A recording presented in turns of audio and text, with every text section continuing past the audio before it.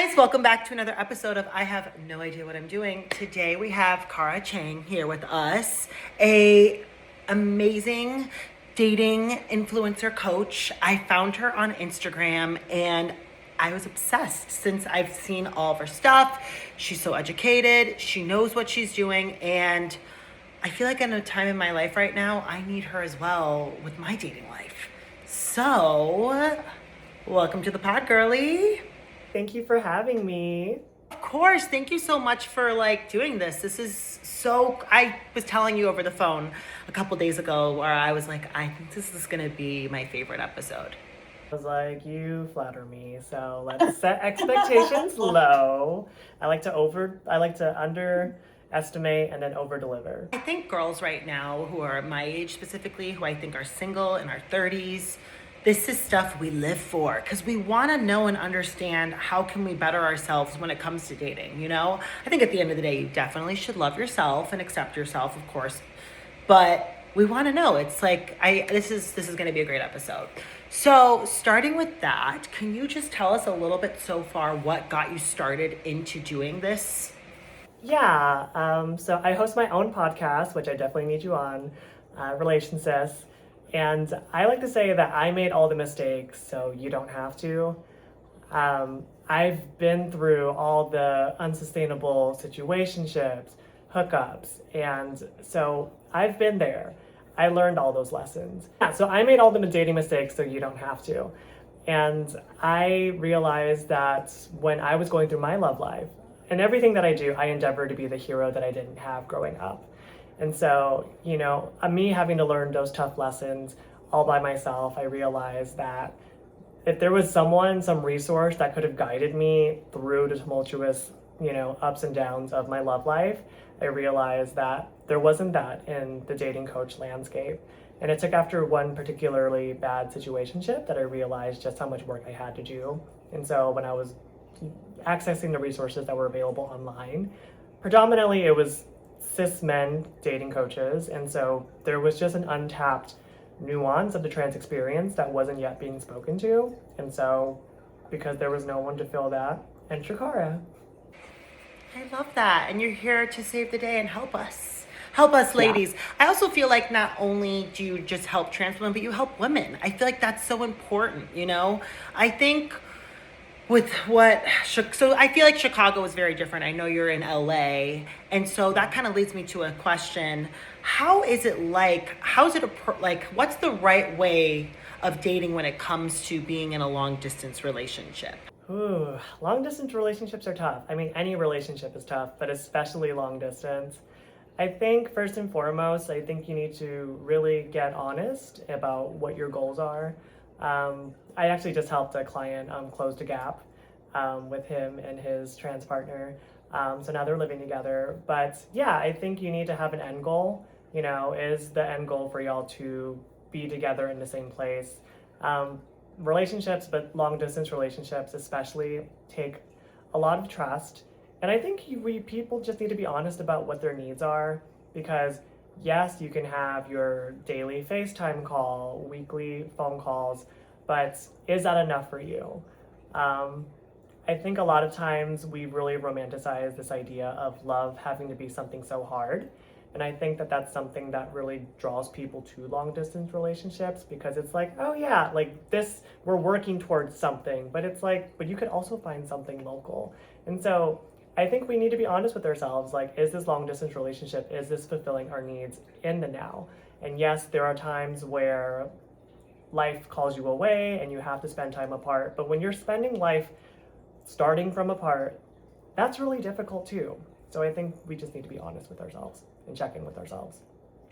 I 1,000% checking in and making sure that they're on the same level. I feel like with the experiences that I have and that I'm going through right now, I really would like somebody who's on my level. It's interesting. I feel like this is very like Sex in the City talk, So I have one more question. I have a couple other questions. So when it comes to kind of dating the right person, especially with trans women, our experiences, we have chasers. We have phantoms, which I think I saw on yours. I tend to date phantoms. They come and they go. And I was like, oh my goodness. I told my friends, I'm like, I think I'm a phantom dater where I date guys that like come in and then come out. And I think other people have those experiences. How can we, people who are attract, I guess, the phantoms, better our decisions in ourselves by not allowing that? Well, my content is all about taking the power back. And, a lot of times trans people feel like we're powerless in our relationships when in actuality we're in the driver's seat. We get to have the relationships that we want. And so I think a lot of times our associations with love can be all wrong. And so what we feel like is very exciting, including the phantom, are actually things that are actually triggering us to make us think that this is what being in love feels like. And so I'm a proponent that like you can't be ghosted by someone that you just met. So, if someone that you date turns out to be a phantom, okay, well, you were going off of what, like one day, 2 days, maybe a week worth of data, because that's what smart dating is. It's about gathering that data. And so, okay, someone vanishes and reappears. Okay, that's strike one. But fool me once, shame on you. Fool me twice, shame on me. And so I think we really just need to hone in on that. And when we're noticing those signs, we get to choose what we will and won't accept. We teach people how to treat us every day. And if someone is being inconsistent, if someone is being flighty, we have to be the ones to be like, you know what? This is not what I want. I get to choose what I will and won't accept. This is the behavior that is beneath me. And so when people are showing those signs, we need to have the courage and the power in order to walk away from those situations that don't serve us. What is a good way to distinct red flags in the beginning when dating, when it comes to being as a trans woman? Like, what are big red flags in a man where you're like, oh no? Yeah. I think the golden rule is if they want to, they will. A lot of times we justify shitty behavior because we think that that's what we deserve. And so it's like, oh, he doesn't text me back for a week. Well, there are 24 hours in a day. At any point, if he had wanted to, he could have texted you. But, even you having that, tingly sense in the back of your mind of, oh, like, I haven't heard from this person in a week. What we're really keying in on is my needs are not being met. And so, again, we are looking for people that are going to meet our needs, that are going to nurture and give us the quality time that we deserve. And so if people are already showing behaviors that are beneath you, then that's a red flag. But, a lot of times I talk about chasers. And so when I first started dating as a trans person, I had such a low standard or no standards at all when it came to dating. I think a lot of trans people are used to feeling like they need to be a dirty little secret, that they're hidden away. So red flags out the gate. If someone can't be seen with you in public, if someone hasn't even mentioned to their friends and family that they're trans attracted, automatic red flag. For people that are seeking monogamy, if someone's already married or in another relationship, they're already not the person for us. And so, we need to spend less time with the wrong people so that we can spend more time with the right people. And so we need to really hone in on those standards, get clear on what we are looking for so we know what we aren't looking for. But I also think that when it comes to like reality TV, that there is a certain stigma around it. And so, I think in terms of like real relationships take time. And so it's like, yes, like we want that instant gratification. But like all dating essentially is kind of like speed dating. It takes time to get to know a person. So it's like someone can be the best person on paper, but like have no EQ, have no social skills, And so it's like, in theory, could I? Sure. But I think that there is so much more to a person than just like their paper resume. And so when it comes to dating, I personally, when I'm on my first date, I like to meet them in public for safety. Where do you recommend meeting somebody on the first date? I think before we even get to the first date, because like first dates, that's intimate, that's you taking the time out of your day to get ready. I think a lot of times, like, again, we need to spend less time with the wrong people so that we can find those right ones. And so I honestly just do like pre-screenings just to make sure that they're legit, but also like, can you be seen with me in public? Have you done the work to, accepting yourselves? But like for me, it's like before I put on pants with real pockets, put on my makeup, do my hair, I need to know that this person's legit and that they've actually read my profile. You know, a lot of times, you know, it may not feel like the most sexy thing to have to disclose that you are trans, but like, we're trans. It is what it is. You're either going to be okay with it or you're not. And so, you know, I think a lot of times people kind of skirt around that issue of like, oh, like, I don't know if that man clearly read my profile, when it's like, okay, but if you had just, you know, said the question of, did you see the part of my profile where it says I'm trans? Point blank. They're okay with it or they're not. You know, we're not here to waste our times. So I think that pre-screening, I think FaceTime calls, just to make sure that they're a real person. It doesn't have to be with your real phone number, get a Google Voice number, just to like, you know, see that they're legit. You know, we don't want to be catfished. But also, like, when it comes to a first date, if you are going to do that pre-screening, like, you can tell a lot by someone just by the sound of their voice, you know, what they look like on camera. Like, think about the times where you've gone on a first date, you literally sat down. Dinner is a very calculated risk. You know, you sit down for a meal, you're with this person and you realize like, oh no, like I'm already not feeling it. Like, you know that within like seconds. And so it's like, you know, going on the pre-screening, going on a FaceTime call. Like, I one time went on a FaceTime call and the guy talked like this and I was already like, I'm not feeling it, you know? So it's like, you know, like, date smarter, not harder. Like, your time is precious. You know, dating as, you know, sometimes I make content and like, you know, trolls in my comments will be like, you just described the plight of all women. And it's like, well, trans women are women. And so it's like, our experiences do have a certain nuance, but we're actually not all that different. I think the biggest things that get in the way of us finding love are our egos.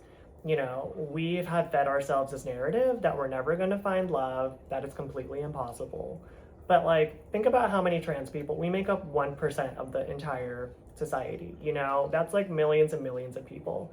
And so when our ego gets in a way of making us think that our experiences are so unique, that it's absolutely impossible for us to be able to find love, it's like, it just takes one, you know? Like, are we all perpetually fucked? No. Trans people have no problems attracting mates, you know, but it's about finding the ones that are actually interested in us for the right reasons. And so I think that we need to stop feeding that narrative that like none of us are going to be able to find love. And I think that that's one thing that I really had to come to grips with, to realize that I was love worthy. And when you look at it from a statistic perspective of just like, it literally just takes one. Like, we're not trying to date every person in the world. We're not trying to attract we're not trying to attract every fish in the sea. We're trying to attract better fish. And we just have to find one of them. And they're out there. Where would a good location be for dating? Like, if you got, let's say, you know, you FaceTime them first, you guys like each other, you go on the second date. Do you recommend any good spots or places where it could be a good date? Yeah, dinner dates, no. You need a beginning, middle, end to the date. So if you are going to do an in-person meetup, definitely in public, do a coffee date. You know, that can literally be 20 minutes. And if you're not feeling it, then you can just go your merry way. So definitely have something before and after. And again, it's a first date. Like, I think a lot of times we really romanticize this idea of like a marathon date where it's like we have one activity, then we go to another activity and another. No, like, if they like you, again, if they want to, they will. So like, you can see them again. We don't need to shove everything into one marathon date, because it's like, attraction builds over time. Chemistry builds over time. And so a lot of times we try to shoehorn everything into like one mega date, but it's like, it takes time to develop that. So stop trying to rush it and stop trying to make everything feel so much more intense than it needs to be. I feel like when I go on my first dates, I've learned from experience that like if I get in full glam, this is an expectation of what they see of me going forward. And this right now, I would wear on a date. I have a little bit of makeup on, not too crazy. I don't want to build an expectation of, oh God, this is what she looks like every time. Because I'm a firm believer, I want my man to be like, oh wait, she can get better. Like, I love that. Like, is that a good way of thinking? I love that because it kind of makes it fun and it builds, I don't know, chemistry. I mean, I like to think of it as, I'd want a partner that it's like he just likes me like in all Yeah. my like, in all my forms. Because like yeah, like but I think a lot of times we, especially on dating profiles, we have a tendency to, just always give out the full on doll, full glam and all the profile pictures when it's like, no, people want to be able to see you like again, like not first thing when you roll out of bed in the morning, but it's like a more realistic version of who you are, like how you show up day to day. Because like I don't always look like this, but again, like the right person will like you for all of you in all your different forms. Descriptions when it comes to dating, and I've said this in my ghosting episode. I don't know if you've watched it, but I have an episode where I talk about ghosting, which I do feel like I'm not as hurt after ghosting because at least I was honest and I didn't lie. I feel like for our community, it is really safe for us to put just in a little parentheses. It doesn't have to be a big thing because I don't think necessarily trans defines like who you are. You are you. You're just trans is what makes you you. That's kind of how I think about it. And when it comes to like these dating apps, I feel it's very safe to at least put it in your description. And so when it comes to descriptions, what's something you think that we should do? What should we say in our descriptions to like make, I guess, someone like us, you know? Is there a specific thing that you give to your clients that you tell or what? And some apps have the marker where you can just like literally specify that you're a trans woman. But again, I totally get it that not everyone wants to be front facing about their trans identity, like on their dating profile specifically. But like again, like we're trans, it is what it is. So like if you're not advertising it on your profile, like putting it out there in like the direct messages just so that person is aware, because it like there are baseline things about us as I am trans and you're either going to be okay with it or not. So I don't think we know. Oh, sorry. It really does amaze me that nobody reads. No one reads. People want No instant one. gratification. People see long hair, lash, girl. But it's like, but I wrote a whole paragraph in my profile detailing this, and then you're gonna come back at me and be like, why didn't you tell me? And it's like, why didn't you do your homework?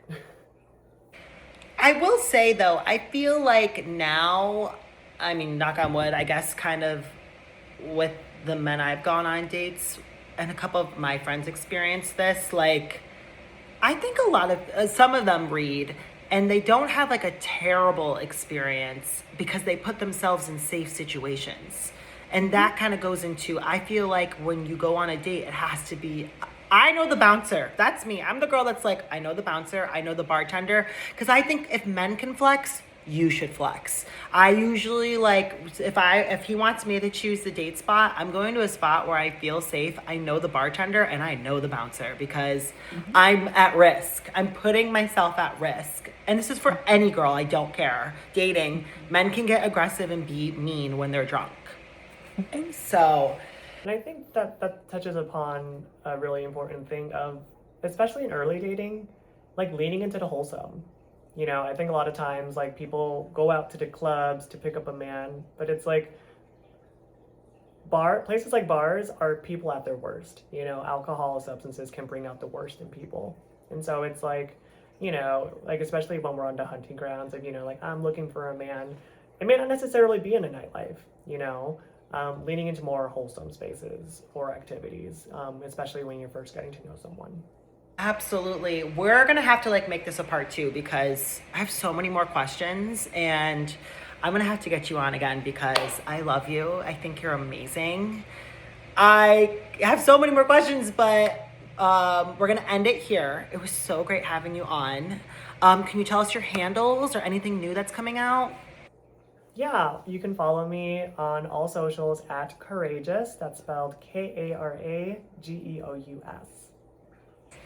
Great. It was so great having you. Is there anything you want to like maybe give some advice to the girlies before we go? Take the power back, sisters. You are in the driving seat of your love life. No one can make you feel inferior without your consent. Thank you so much. You're the best.